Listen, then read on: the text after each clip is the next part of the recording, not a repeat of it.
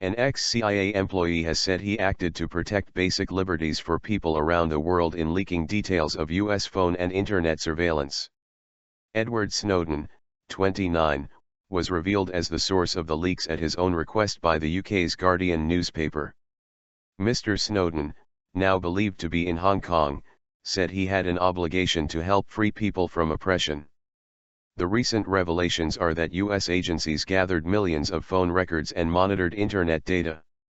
A spokesman for the U.S. Office of the Director of National Intelligence said the case had been referred to the Department of Justice as a criminal matter. "You will never be safe."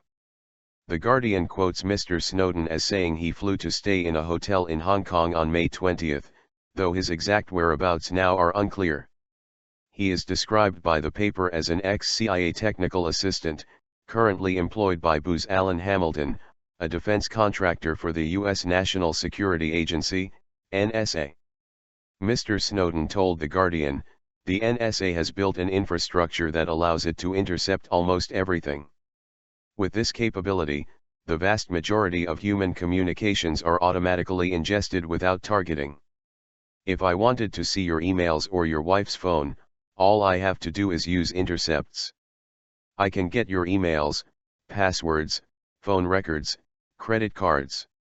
I don't want to live in a society that does these sort of things. I do not want to live in a world where everything I do and say is recorded. That is not something I am willing to support or live under." He told the paper that the extent of U.S. surveillance was horrifying, adding, "We can plant bugs in machines. Once you go on the network, I can identify your machine. You will never be safe whatever protections you put in place." Mr. Snowden said he did not believe he had committed a crime. "We have seen enough criminality on the part of government. It is hypocritical to make this allegation against me." Asked what he thought would happen to him, he replied, "Nothing good." Mr. Snowden said he accepted he could end up in jail. "If they want to get you, over time they will," he said. He said he also feared the U.S. authorities would act aggressively against anyone who has known me. "That keeps me up at night." Mr. Snowden said he had gone to Hong Kong because of its strong tradition of free speech. Hong Kong signed an extradition treaty with the U.S. shortly before the territory returned to Chinese sovereignty in 1997. However, Beijing can block any extradition if it believes it affects national defense or foreign policy issues. A standard visa on arrival in Hong Kong for a U.S. citizen lasts for 90 days, and Mr. Snowden expressed an interest in seeking asylum in Iceland. However, Hong Kong's South China Morning Post quoted Iceland's ambassador to China as saying that according to Icelandic law a person can only submit such an application once he/she is in Iceland. On Monday, one of the Guardian journalists who broke the story, Glenn Greenwald, told reporters in Hong Kong that Mr. Snowden was content with his actions. "I mean, he's a human being, I'm sure he's fearful, but he's not like petrified with fear. I get the sense that he's very at peace with the choice that he made," said Mr. Greenwald. Core values. In a statement, Booz Allen Hamilton confirmed Mr. Snowden had been an employee for less than 3 months. "If accurate, this action represents a grave violation of the code of conduct and core values of our firm," the statement said.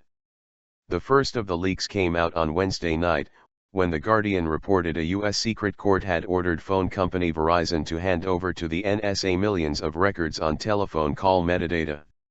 The metadata include the numbers of both phones on a call, its duration, time, date and location, for mobiles, determined by which mobile signal towers relayed the call or text. That report was followed by revelations in both the Washington Post and Guardian that the NSA tapped directly into the servers of 9 internet firms including Facebook, Google, Microsoft and Yahoo to track online communication in a program known as PRISM.